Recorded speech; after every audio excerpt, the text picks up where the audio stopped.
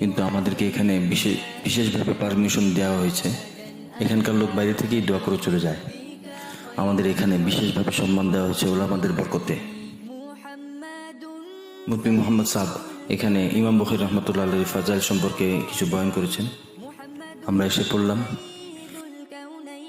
বিসমিল্লাহির রহমানির রহিম।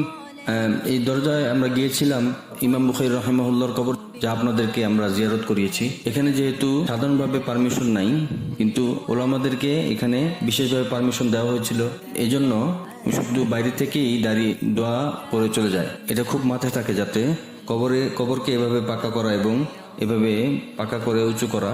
তো যে মুসলমান বাদশাহ অতীত হয়েছে, তারা মোহাম্মদ এবং ভালোবাসায় এরকম করেছে।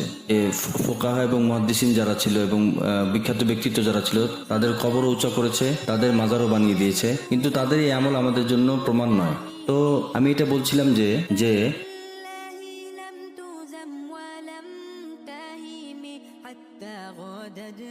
আমাদের এখানে আজব অবস্থা ছিল মনের, যখন কবরের পাশে দাঁড়িয়ে মুফতি মোহাম্মদ সাহেব ইমাম বুখারী রাহিমাহুল্লাহর ফাজাইল সম্পর্কে কিছু বয়ান করেছিলেন।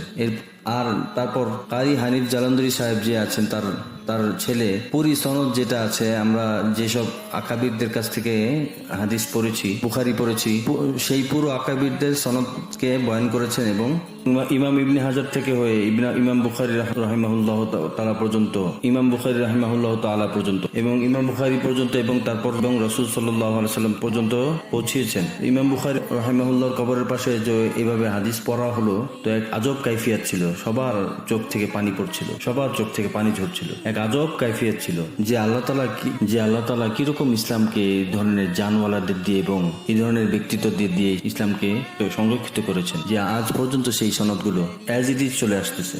আর ছোট থেকে ছোট এক একটি নবীর সুন্নত সমূহ এবং ছোট ছোট সূক্ষ্ম নবীজির অভ্যাস সমূহ কিভাবে আল্লাহ তাআলা আমাদেরকে একবারে হিতামামের সাথে পৌঁছে দিয়েছেন। তো এগুলো মানুষের কুরবানি ছিল, যে আজ আমরা মজা করে বসে হাদিস পড়ছি, তার জন্য মুহাদ্দিসিনদের অনেক বড় কুরবানি আছে। ইমাম বুখারী রাহিমাহুল্লাহ তাআলা বলেন যে আমি যখনই হাদিস লিখেছি, 6 লক্ষ হাদিস ইমাম বুখারী জমা করেছিলেন। তার মধ্য থেকে প্রায় 9000 হাদিস মুকাররাত সহ লিখেছেন। এবং তিনি বলেন যে আমি যখনই কোনো হাদিস লিখতাম, তো সবার আগে 2 রাকাত নফল নামাজ পড়তাম এবং গোসল করে নিতাম। তো এর থেকে আন্দাজ হয় যে ইমাম বুখারী রাহিমাহুল্লাহ তাআলা সহিহ বুখারী লেখার সময় 18,000 রাকাত পড়েছেন এবং 9,000 বার গোসল করেছেন। আর ইমাম বাররাক ফরমান যে আমি এক রাত ইমাম বুখারীকে দেখেছি যে তিনি 10-15 বার উঠেছিলেন রাতে, এবং উঠে তার কিতাবে কিছু লিখতে থাকতেন।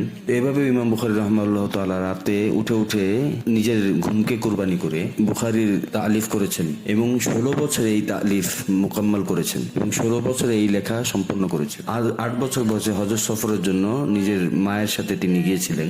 8 বছর বয়সে উনি নিজের মায়ের সাথে হজ করার জন্য গিয়েছিলেন। সেখানে বিশেষভাবে যে নিজের যে বেসিক উলুম তিনি তার সূচনা করেছিলেন এবং ইমাম বুখারী রাহিমাহুল্লাহ তাআলা সবার আগে নিজের পিতার কাছে ইলম হাসিল করেছেন। ইমাম বুখারীর যে পিতা ছিলেন ইসমাইল ইবনে ইব্রাহিম, তিনি ইমাম মালিক এবং আব্দুল্লাহ ইবনে মুবারকের শাগিরদের মধ্যে একজন। তিনিও অনেক বড় মুহাদ্দিস ছিলেন। তো সবার আগে ইমাম বুখারী তার বাবার কাছ থেকে ইলম হাসিল করেছেন। এরপরে তিনি তার যে অনেক গুরুত্বপূর্ণ মাশায়েখদের মধ্যে একজন, যিনি তার জীবনে অনেক বড় প্রভাব ফেলেছিলেন। তার মধ্যে ইমাম আহমদ ইবনে হাম্বল, ইয়াহইয়া ইবনে মাইন, আলী ইবনুল মাদিনী, মুহাম্মদ ইবনে ইউসুফ আছেন।